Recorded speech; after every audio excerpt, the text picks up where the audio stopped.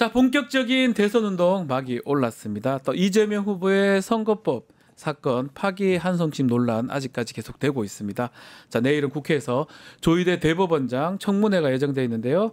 등등 관련해서 더불어민주당의 김기표 의원과 말씀 나눠보겠습니다. 의원님 안녕하십니까? 안녕하십니까? 경기도 부천시을 김기표입니다. 반갑습니다. 부천시 을의 김기표 의원님. 오늘 복장이 이제 선거 운동 기간이니까 네, 어제부터 입기 시작했고요. 직책을 맡으신 겁니까? 예, 그렇습니다. 저는 이제 중앙선거대책위원회에서는 공명선거 법률지원단, 그다음에 조직본부에서도 두 가지 일을 맡고 있고요. 지역에서는 당연히 지역위원장이니까 마이크 들고 유세차 타고 이렇게 하고 있습니다. 예. 공명선거 법률지원단 부단장 어떤 역할을 하는 겁니까? 네, 그 선거운동 과정에서 여러 가지 선거법에 대해서도 자문을 하고 그다음에 기타 저쪽에서 네거티브 하는 것에 대해서 법적 대응도 하고 이런 일을 맡고 있습니다. 주로 무슨 일이 있을 때 공명선거 법률지원단으로 이렇게 검토를 맡고 나가는 일이 많아서 저희들이 일이 굉장히 많습니다. 예. 지금 이번에 보니까 민주당의 그 지역구의 의원님들 상당히 바쁘신 것 같아요. 그렇습니다. 왜냐하면 어제 저희가 최민희 의원님하고도 인터뷰를 잠깐 했었는데 원래 오시기로 했는데 뭐 남양주에 있어야 된다. 지역구 남양주다 보니까 마찬가지로 지금 지역구에 계속 있어야 되는 겁니까? 그렇습니다. 저도 사실 오늘 아침에 지하철역 가서 인사드려야 되는데 오늘 방송이 잡혀서 이렇게 왔는데요. 또 방송으로 이렇게 또 얘기하는 것도 이재명 후보를 대통령 만드는데 큰 도움이 될까 생각하고 왔는데 사실 지역에 가서 지역 주민들 만나서 한 표 더 주십시오라고 하는 그런 일을 더 많이 해야 됩니다. 지난 21대 대통령 선거 때하고 좀 다른 것 같아요. 그때는 제 느낌이 그런지 몰라도 지역구 의원님들이 그렇게 안 하셨다고 생각이 들기도 하거든요. 저도 그것 때문에 저는 졌다고 생각합니다. 아, 그렇게 생각하십니까? 지역구에서 활발하게 별로 이렇게 안 움직이니까 0.72% 차이로 졌던 것이 아니냐. 그런데 이번에는 모든 지역구 국회의원들께서 굉장히 열심히 하고 내일 같이 하시는 겁니까? 그렇습니다. 내일입니까? 이재명 후보 일입니까? 오히려 제가 재선거할 때보다 더 열심히 해야겠다고 이렇게 마음 먹고 있고. 따진다면서요. 지역구에 가서 총선 때 받은 득표율하고 이번 대선 때 그 득표율하고 비교한다고 하는 얘기가 있던데요. 그것도 그 얘기도 있지만 저는 제 마음가짐 자체가 제가 했던 선거보다 더 열심히 한다. 이게 지금 모토여가지고 지금 더 열심히 바닥을 박박. 얼마 더 받을 자신 있습니까? 최선을 다하겠습니다. 우리 댓글에서 김기표 의원님 너무 반갑습니다. 글들 구름 커피 한 스푼님 말씀 주셨습니다. 감사합니다. 자, 뭐 선거운동 얘기는 이 정도 하고요. 파기 한성심 관련해서 말들이 좀 많습니다. 자, 조희대 대법원장 뭐 청문회도 준비되어 있는데 먼저 왜 이렇게 빨리 좀 졸속적으로 재판을 진행한 건가요, 대법원장이? 모두 다 아시겠지만 대한민국 역사상 처음 있는 졸속 그 대법원 판결이었다고 봐야 되겠죠. 그것은 여러 가지 배경이나 이런 것에 대한 의구심이 있지만 결국 제1당의 가장 유력한 대통령 후보를 제거하기 위한 작전이었다. 저는 그렇게 보고 있고요. 그래서 대법원이 역사상 아예 처음으로 노골적으로 정치에 개입한 아주 좀 굉장히 나쁜 선례를 남겼고 대법원의 정치적인 중립성, 사법부의 정치적인 중립성을 완전히 훼손한 것이다. 이런 사건으로 규정하고 있습니다. 그 누군가 지시를 했다, 또 누군가가 관여가 됐다 이런 얘기들이 많이 나오고 있거든요. 그렇죠. 이제 직위원 판사가 내란 수계를 풀어준 것부터 해서 그 다음에 원래 저는 처음에 항소심에서 무죄가 났지만 그 다음에 바로 하루 만에 계속해서 상고가 이루어지고 그 다음날 바로 기록이 송부되고 이럴 때부터 조금 이상했습니다. 그러니까 검찰이 너무 빨리 상고를 하기도 했었어요. 바로 상고하고 그다음에 문제는 기록입니다. 기록이 그 다음날 바로 대법원에 간 걸로 제가 기억하는데 보통 기록은 송부가 한 일주일이나 2주일 정도 보통 정리를 하고 다른 기록들 정리해서 넘어가는데 굉장히 빨리 넘어가서 무죄는 썼지만 대법원에서 빨리 넘기라고 하나? 그러니까 이미 선고할 때부터 그 전에 되도록이면 선고하고 바로 기록을 넘겨라 이렇게 지시했던 게 아닌가 이런 생각이 좀 들더라고요. 사실은 항소심에서 한 1~2주일 걸려야 되는 것을 그렇게 했기 때문에 그래서 그런 일련의 과정들이 대법원장이 내가 이재명을 어떻게 하겠다 이렇게 해서 가능했던 것인가 전반적으로 12.3 계엄 이후에 이거를 좀 말하자면 디자인한 사람이 있었던 것 아닌가 이런 의심이 굉장히 드는 지점들이 많이 있죠. 또 기록 얘기하셨으니까 파기환송되고 고등법원으로 돌아갈 때도 기록이 그렇습니다. 빨리 갔지 않습니까? 그다음에 그러니까 5월 1일 날 선고하고 예. 그 다음 날 정말 있을 수 없는 일이라고 생각해 기록이 갔죠. 네. 배당이 그날 또 이루어졌죠. 그러니까요. 배당이 이루어졌는데 그날 바로 기일이 길 지정됐죠. 잡았어요. 15일 그다음에 잡았죠. 기일 지정한 것을 통지한 것도 집행관 송달 촉탁으로 해서 역사상 볼 수 없는 일이 하루 만에 다 일어나서 그때 저희가 아 이거 20일 상고유서 기한도 안 지키겠구나 이렇게 의심을 하고 문제 제기를 하고 저희들이 대법원에 계속해서 촉구를 했었던 것이죠. 항소심과 말을 계속하지만 네. 뭐 법조인이시고 네네, 저도 그렇죠. 법률을 이제 일들 하는데 너무나 말도 안 되는 일들이 좀 일어나다 보니까 그렇습니다.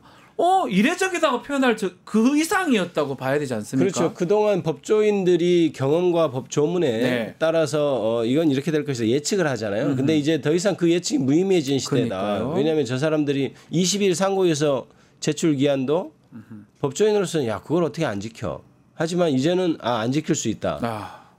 대한민국 사법부의 최고 법원이라고 하는 대법원에서 안 지킬 수 있다. 이런 네. 불신이 흘러나왔고 그것이 지금 같은 시대는 가능하다 이렇게 사람들이 생각하지 않았습니까? 네. 그게 지금 현재 대법원이 책임져야 될 그런 사태라고 저는 봅니다. 자, 절차적으로 이상한 게 한두 개가 아니고 네. 그 부분을 이제 뭐 탄핵은 일단 보류하고 네. 청문회를 진행하기로 했는데 탄핵하지 않고 뭐 특검 같은 것도 지금 얘기는 안 하고 있는 것 같습니다. 네. 지금 전반적인 예. 어떤 행동은 지도부에서 최종적으로 결정하고 각 의원들이 거기에 이제 위임을 했습니다만은 저는 제 개인적인 의견으로는 특검도 해야 되고 저건 조사를 해야 됩니다. 생각해 보십시오. 어떻게 대법원 전원 합의체 12명 전체가 그중에 10명이 네. 기록을 제대로 읽었는지도 알 수 없는 상황이고 그다음에 배당 과정에서도 소부에 가기 전에 이미 대법원 전원합의체 갈 것을 이미 작정하고 있었던 것 아닌가 이런 생각도 들고 네. 외부에서 이것을 디자인한 사람이 있었다는 소문도 공공연히 들리고 모 로펌의 뭐 변호사가 했었다. 그리고 네. 그 변호사는 지금 그 법인에서 지금 더 이상 근무하지 않는다. 삭제됐더라고요. 예, 이미 홈페이지 근무하지 보니까. 않는 걸로 그렇게 돼 네. 있죠. 서모 변호사가. 네. 그런 얘기들이 벌어졌는데 이게 청문회로 가능할 것이냐에 대해서 저는 좀 의문이 있습니다. 수사를 해서 밝혀내야 할 부분이 있고 그래서 저는 일단 특검이 반드시 필요하다 네. 이렇게 생각하고요.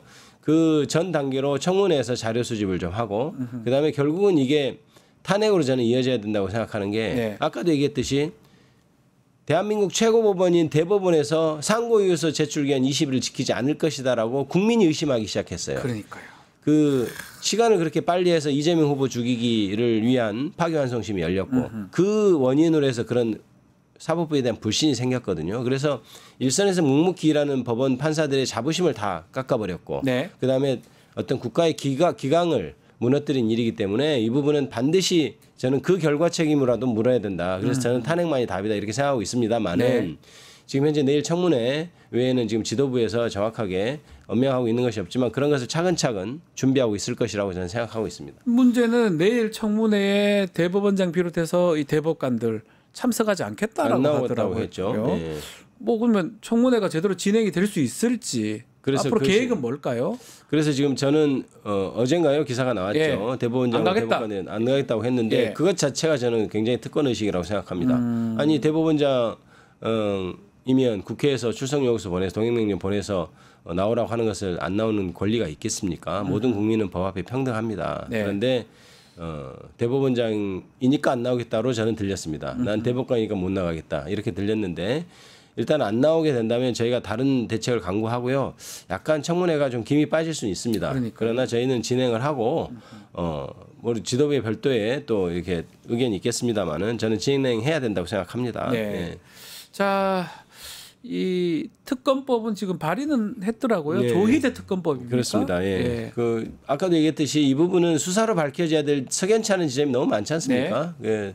아까도 얘기했듯이 그냥 물어봐서 청문회에서 물어봐서 답을 내는 거 가지고는 밝히기는 어려울 거고 저는 파기환송심 이후에 고등법원에서 그렇게 빨리 날짜를 잡고 집행관 송달 촉탁 신청을 하고 예. 심지어는 제가 제보 받은 것도 있는데 그것에 대해서 통신 사실만 확인해봐도 확인될 어떤 어떤 문제들이 직권남용죄 같은 게 범죄가 될 그렇습니다. 수가 있겠지요. 그렇습니다. 만약에 전화해가지고 빨리 그렇죠. 잡아라 했으면 그렇죠. 범죄예요, 범죄. 그러니까 양승태 사법농단 뭐 그 비슷한 그게 거잖아요. 바로 그 문제가 됐던 예. 건 아닙니까? 그래서 그 부분에 대해서는 수사가 반드시 필요하다. 그게 수사로만 밝혀질 수 있는 부분들이 굉장히 많고 저게 예. 이제 청문회 때 얘기하려고 하는 것들이 제보가 좀 들어오고 있는데 네. 그 부분에 있어서는 제가 물어봐도 답변을 안 할 것 같고 네. 그리고 수사를 해야 된다고 생각합니다. 수사를 하는 수밖에 없고 그리고 외부 사람들과 정말 통화를 해서 긴밀히 협의했는지도 아마 대법원장이나 대법관들은 수사받을 거라고 생각 안 했을 거예요. 그러니까 네. 대놓고 전화를 했을 것 같고 제 생각에는 그래서 그거는 확인이 좀 필요할 것 같습니다. 그래서 수사가 필요하다. 수사가 이렇게 생각합니다. 필요하다. 예. 자 그리고 26일 날 전국 법관 대표회의가 열립니다. 네, 네. 어떤 한 건 또 어떤 결론이 나올까요? 저도 그것은 예측하기는 네. 어렵습니다만 법관들이 하는 거니까. 네, 예측하기는 어렵습니다만은 두 가지 점에서 얘기를 하겠죠. 대법원의 지금 문제가 되고 있는 이슈가 네. 결국 대법원이 그렇게 굉장히 급하게 서둘러서 판결한 것에 대해서 그 법관들의 표현에 의하면 사법부 불신을 초래한 것 네. 그거에 대해 얘기를 할 거고 두 번째는 정치권에 대해서도 같이 메시지를 낼 것 같습니다. 그러니까 법관들이 아마도 양쪽에 균등하게 이렇게 메시지를 내려고 하지 않을까 싶고 두 개 다 할 것이다. 두 개 다 예. 낼 것 같고 뭐 정치권에서는 뭐 사법부 독립을 침해하지 마라 이런 식으로 나올 것 같고 과연 그런데 걱정이 되는 것이 지금 현재 국민들이 느끼는 것만큼 법관들이 대법원의 행태에 대해서 심각한 문제 의식을 갖고 있고 네. 또 그 부분에서 정확히 지적할 수 있을 것인가. 의외로 법원이라는 사회가 그 대법원장에 대한 어떤 그 불가침의 어떤 그런 생각이 있잖아요. 그게 강하지 않습니까? 그렇죠. 그래서 과연 일부 법관들이 대법원장이나 대법관 그리고 대법원에 대해서 정확하게 지적할 수 있겠는가 이런 우려 걱정은 좀 있습니다. 그런데 지켜봐야 되겠지만 아마 두 가지 방향으로 나올 텐데 그 수위는 어떻게 나올지 좀 걱정이 그런 거 채택도 가능한지 몰라요. 조희대 대법원장 사퇴 요구 사퇴해라. 이런 것도 나올 수도 있을까요? 저는 그래야 된다고 생각합니다. 그래야 된다고 보는데. 네, 왜냐하면 저는 물론 외부에서 탄핵 얘기도 하고 예. 하는 것도 필요하지만 법원 자체의 정화 기능이 중요하다. 네. 그래야 정치권에서도 사법부를 존중하고 사법부의 어떤 정치적 독립을 더욱더 이렇게 지켜주기 위해서 웬만하면 서로 터치하지 않는 그런 게 중요한데 그에 대한 대전제는 완전한 자정 기능이어야 된다. 자정이 돼야 되니까. 네, 저것이 조희대 대법원장이 탄핵 전에 사퇴해야 된다는 말이 안 나오면 자정 기능에 대해서 우리가 신뢰할 수 있을까요? 저는 그렇지 않다고 봅니다. 네네. 그래서 그 부분을 좀 엄중히 지켜볼 생각입니다. 네. 자 그리고 나머지 재판들 이재명 후보에 대한 재판들 네. 다 연기가 된 거죠? 연기됐습니다. 당연히 연기돼야 되고요. 지금 선거 국면에서는 잘 아시다시피 체포 구금 못하게 돼 있는 공선법 11조도 있는데 네. 그것의 정신은 헌법 제116조에 따라서 공정하게 선거에 참여할 수 있고 국민의 참정권이 우선인 시기이기 때문에 대법원은 당연히 기일을 연기해야 되겠죠. 추정된 걸로 알고 있습니다. 네, 추정으로 추후 지정이 예, 되는 유진교사는. 상황이고. 자, 뭐 다른 것도 있긴 한데 보니까 공판 준비기일이더라고요. 그러면 그거는 뭐 연기가 안 되더라도 본인 출석 의무가 그렇죠. 없으니까. 공판 준비기일 자체는 피고인이 출석할 의무가 없고 네. 변호인들과 검사들이 그리고 이제 법원 재판장이 만나서 향후 어떻게 재판을 진행할 것인가에 대해서 의논하는 절차에 그러니까요. 불과해서 사실은 그것도 저는 연기가 돼야 된다고 봅니다만은 공판 준비기일은 뭐 열릴 수도 있겠다 이런 생각이 듭니다. 그러나 저는 그것 자체도 중지돼야 돼요. 왜냐하면 피고인이 나가서 얘기할 수 있는 권한이 있는 절차인데 그러니까요. 선거 때문에 영향을 받는 것이 또 문제가 될 수도 있잖아요. 내가 가겠다고 했는데 선거 때문에 영향을 받아요. 그러면 그것도 불리한 것 아닙니까? 네. 그러니까 연기돼야 된다고 저는 생각합니다. 대선 선거 운동 기간이 뭐 20여일밖에 안 되는데 그렇죠. 거기서 그거를 며칠 빼버리면 이게 그렇죠. 그거를 못 불공정하죠. 연기해 준다는 것도 말이 안 되고 그다음에 그 재판을 준비하기 위한 또 날짜도 있어야 되고 그날도 있어야 되고 그러니까 이거는 당연히 연기해야 되는 그런 것으로 생각이 됩니다. 자, 그럼에도 어제 이재명 후보의 배우자죠. 김혜경 씨 항소심 선고가 있었습니다. 1심하고 똑같이 150만 원 벌금이 선고가 됐는데 이건 어떻게 해석을 해야 됩니까? 10만 원 10만 4천 원인가? 맞죠? 10만 4천 원 예. 법인카드 썼다는 것인데 그것도 사실관계가 지금 뭐 정확히 확인이 해봐야 되겠지만 저는 그것도 사실이 아닐 거라고 생각하고 다만 그게 가사 100불 양보해서 맞다 하더라도 10만 4천에 6명이 먹은 그것에 대해서 지금 법인카드 했는데 그게 압수수색이 한 120여 차례 됐다는 거 아닙니까? 하다 나온 게 적은 거죠. 그렇죠. 하다가 파다 나온 게 그건데 오히려 저는 어떻게 생각하냐면 김건희나 다른 뭐 원희룡이나 이런 사람들 법인카드에 대해서는 전혀 얘기하지 않고 그러니까요. 다른 10만 4천 원 법인카드에서 탈탈 털고 해서 10만 4천 원 법인카드에 대해서 수사를 하고 기소해서 벌금 150만 원을 냈다. 이것이 과연 선거에 영향을 끼치기 위해서는 뭐 선고를 했다고는 보이는데 영향을 오히려 반대로 저는 영향을 끼칠 수도 있지 않을까. 야, 이게 너무 전 정권에서 반대로 영향을 끼칠 수도 있다. 너무하다. 전 정권에서 자기들은 뭐 수억 해먹었으면서 10만 원 좀 해먹었다고. 아니 김건희 씨는 지금 대통령 배우자로서 했던 일을 생각해 보면 그런 거는 수사도 못했으면서 이렇게 탈탈 털어가지고 10만 4천 원짜리로 기소를 하고 했냐 이런 오히려 그런 느낌이 더 들 것 같아서 그런데 어찌됐든 선거운동 기간에 이렇게 항소심에서도 선고한 것은 매우 유감입니다. 그거는 역시 선거에 영향을 끼치는 행위가 아닌가 연기를 했어야 되는 것 아닌가 이런 생각도 듭니다. 딱 첫날에 항소심 선고가 그러니까요. 됐어요. 그게 운동 선거운동 첫날에 전체적인 디자인 한 것 중에 또 그런 거 아닌가 좀 의심이 되긴 하는데요. 지켜보겠습니다. 자, 워낙 뭐 그런 일들이 지금 반복되다 보니까 사법부나 뭐 검찰에서 그 의원님께서도 그런 부분들을 의심하는 걸 보이는데 이제 문제는 이 재판들이 뭐 많이 있는데 만약에 대선 뒤에 이건 재판이 다시 열리는 겁니까? 또 당선이 된다면 또 어떻게 되는 겁니까? 헌법 제84조에는 당연히 그 대통령의 불소추 특권이 규정되어 있는데요. 내란죄, 외환죄 외에는 소추가 정지된다 이렇게 형사상 소추를 받지 아니한다 이렇게 돼 있지 않습니까? 근데 원래 소추 개념 자체가 기소부터 공소유지 그러니까 공소의 재판이죠. 재판 그다음에 선고 이후에 항소 하는 것까지 다 포함하는 개념으로 소추를 쓰는 겁니다. 그게 독일에서 일본으로 넘어와서 일본에서 들어온 개념인데요. 그 단어인데 그 소추의 개념에 의할 때 이재명 후보가 대통령이 되면 당연히 모든 재판은 정지돼야죠. 뭐 미국의 트럼프 예를 따질 것도 없이 이미 국민이 뜻을 모아서 대통령을 뽑았는데 그것을 사법부가 이거는 계속 재판을 해서 된다 안 된다 판단할 수 없는 거죠. 그러니까 국민이 뽑은 대통령이 업무에 전념할 수 있도록 사실 모든 재판이나 기소 이런 것을 다 정지해 주는 것 그것이 헌법 제84조의 정신입니다. 그러니까 오히려 저는 법사위나 이런 데서 보면 국민의힘 의원들이 그것도 법조인 출신이라는 분들이 어거지로 재판이 계속돼서 어떻게 해야 된다 이렇게 얘기하는데 야 저건 법조인의 양심상 가능한 얘기인가 이런 생각을 항상 하면서 듣고 있습니다. 비판도 하고 있고요. 지금 형사소송법 개정안도 좀 올라가 있고 그것도 너무 뭐랄까 좀 안타까운 게 너무 당연한 것인데도 이렇게 법으로 규정해야 된다는 지금 현실이 너무 개탄스럽습니다.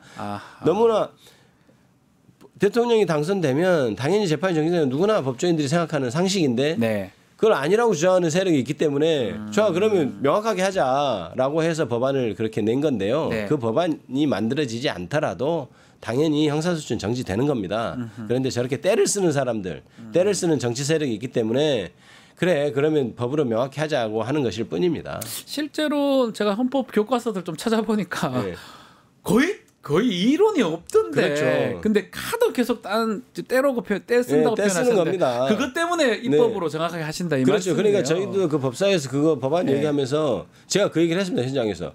아니 명확한 걸 때를 쓰니까 이렇게 우리가 이런 시간을 들여서 법을 만들고 있는 것 아니냐. 이렇게 그래서 저렇게 때를 쓰는 세력들, 때를 쓰는 사람들 때문에 낭비되는 국가의 어떤 에너지가 너무 큽니다. 지금 국회의원들이 모여서 그 법을 또 만들어야 이론이 없게 또 막 하기 때문에 이 요즘 현실이 참 개탄스럽습니다. 그러니까 뭐 정권이 이제 바뀐다면 또 이재명 후보가 뭐 대통령이 된다면 사법부 개혁, 법률을 통해서 입법부를 통해서 하는 거잖아요. 어떻게 개혁이 이루어져야 된다고 보십니까? 당연히 이제 민주당 내 그리고 지혜 또 그 민주당 외에서도 지혜 있는 분들과 의견을 모아야 되겠지만 현재 저의 생각은 뭐냐면 원래 대법관 수가 너무 작다, 너무 적다는 얘기가 사실 그 얘기가 한 수십 년 됐습니다 벌써. 제가 현직에 있을 때도 그거에 대해서 업무를 했던 기억이 나는데요. 대법원은 사건이 너무 많아서 처리할 수 없다고 하면서도 대법관을 증언하자고 하면 팔짝 뜁니다. 그건 굉장히 모순적인 행태죠. 그래서 저는 국민들이 3심까지 재판을 제대로 받을 수 있는 권리를 향유시켜 드리기 위해서 대법관을 대폭 늘려야 된다고 생각하고 있고요.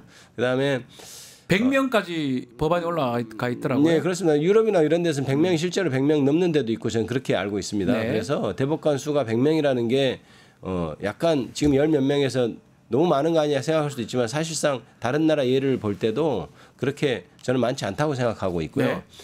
그다음에 이번에 그 상고이유서 20일 이런 그 논란이 있으면서 대법원이 상고이유서 기간 제출 기간 20일을 안 지킬 거다, 안 네. 지키고 선고할 거다라는 논란이 있으면서 저런 아주 위헌적인 너무나 위헌적이고 위법적인 행위에 대해서는 헌법재판소에서 판단을 받아봐야 되는 길을 열어놔야 되는 이른바 건 아닌가? 재판소원의 가능성. 그렇죠. 예. 재판소원에 대해서는 금지돼 있지만 네. 그런 예외적인 경우 혹은 다른 어떤 일부 경우에는 재판소원도 가능하게 해야 되는 것 아닌가 싶고요. 무엇보다도 저는 이후 대통령이 뽑히고 나중에 헌법 개정의 논의가 있을 때 네. 대법원장의 권한이 민주적 정당성에 비해서 너무 크다. 대법관들을 저렇게 대법원장이 다 제청할 권한을 주기 때문에 그러니까요. 저렇게 10명이 일사불란하게 대법원장 뜻에 따라 맞아요. 움직였던 것 아니냐 이런 네. 저는 문제의식이 있고 헌법재판관 3명은 왜 대법원장이 네. 임명하지? 그것도 좀 이상하고 뭐 헌법에 규정이 돼 있긴 하지만 그러니까 네. 그건 헌법 규정 사항이기 네. 때문에 헌법 개정 과정에서 아. 그 부분에 대해서 명확히 지적하고 저는 개정해야 된다 이렇게 생각하고 바꿔야 있습니다. 된다. 그것도 네. 나중에. 대법원장이 너무 대법관들을 이렇게 장악하고 있는 면이 커서 네. 대법관 한 명 한 명이 양심에 따라 재판할 수 있는가에 대해서 저는 개인적으로 의심을 하고 있습니다. 그래서 그 부분 헌법 개정 과정에서 분명히 얘기가 돼야 된다 이렇게 생각하고 있습니다. 실제로 이번에 보니까 10명의 그 대법관이 그대로 따라간 거 아닙니까? 사실상 저는 예. 기록도 안 보고 그냥 대법원장이 이렇게 하자고 하니까 했던 것으로 저는 그렇게 믿고 있습니다. 그러니까 뭐 기록이나 받겠는가 심지어 네. 선거인의 관점에서 판단해야 된다고 했는데 저는 녹음 파일은 들어봐야 된다고 생각하거든요. 최소한 그건 들어요. 그렇죠. 저도 몇 번 들어봤죠. 저는 근데 그걸 안 들어봤을 것 같은데. 안 들어봤을 것 같아요. 아니, 오히려 저는 텍스트도 안 봤을 것 텍스트도 안 같아요. 봤을 저는 것이다. 그렇다면 문제가 있는 건 안 아닙니까? 되죠. 그러면 안 시스템이. 되죠. 그러면 그 문제점의 원인이 무엇인가를 진단해야 되고 저는 대법원장의 제청권이라고 저는 생각하고 있습니다. 그렇군요. 네. 자, 김건희 씨 이야기 조금 더 해보겠습니다. 지금 정식 소환 통보를 검찰에서 했습니다. 네. 근데 아마 응하지 않을 것이라는 보도도 있고 대선 전에는 안 나갈 것이다 이렇게 관측이 되고 있습니다. 안 나올까요? 글쎄, 검찰에? 김건희 씨 생각을 제가 뭐 알 수는 없고 예. 별로 크게 알고 싶지는 않습니다만은 네. 절차상 당연히 그동안 옛날은 아니군요. 얼마 전에 윤석열 전 대통령이 현직 대통령이었을 때도 네. 출석하지 않아서 체포영장이 발부됐고 그래서 한남동으로 체포하러 가고 이런 일이 벌어졌지 않습니까? 네. 지금 현재 김건희 씨는 영부인도 아니고 원래 대통령도 아니었는데 대통령 행세를 했습니다마는 영부인도 아니고 일반 보통 사람들하고 똑같이 법적으로 대우를 받는 거죠. 그러면 출석 요구에서 안 나오면 체포영장 발부 받을 거고요. 네. 체포영장 발부 받으면 아마 검찰이 예. 체포하러 가겠죠. 그런 집행 수준으로 가능한 겁니까? 당연히 집행해야죠. 집행해야 한남동도 된다. 한남동에서도 집행이 됐는데 예. 지금 뭐 아크로비스타에 지금 있나요? 거기에서 당연히 저는 집행이 될 거라고 생각하고 집행을 할 거라고 저는 생각합니다. 네. 정확하게 검찰이 조금 뭐 지난번에도 보셨겠지만 본인 검찰이 가가지고 검사들이 휴대폰 뺏기고 조사한 적도 있었잖아요. 그렇죠. 검찰이 근데 이제는 그런 일은 없겠죠. 그렇죠. 그래서는 안 검찰에 되고. 그때 수사했던 사람들 정말 반성해야 되는데 예. 검찰이 아주 흑역사로 남을 거고 이제는 검찰이 세상이 어떻게 지금 상황을 좀 알 거고요. 네. 그러면 현재 이미 영부인이 아닌 김건희 씨에 대해서는 적극적으로 저는 체포하려 갈 것이다 이런 생각까지 하고 있습니다. 이미 체포까지? 권력이 예. 없어졌기 때문에 할 것이다 이렇게 생각하고 있습니다. 그럼에도 조사가 좀 늦었다는 생각도 듭니다. 너무 늦었죠. 예, 지금 다 벌써 지금 증거인멸도 다 했을 것 같고 그래도 역시 예.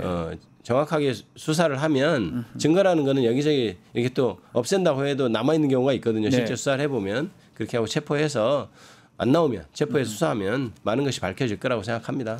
마지막으로 윤석열 세 번째 공판 지상에 걸어서 이제 출석을 네, 했는데 네. 별다른 얘기는 없었습니다. 근데 전날에 SNS 통해서 김문수 후보 지지해달라 뭐 이렇게 또 메시지를 냈잖아요.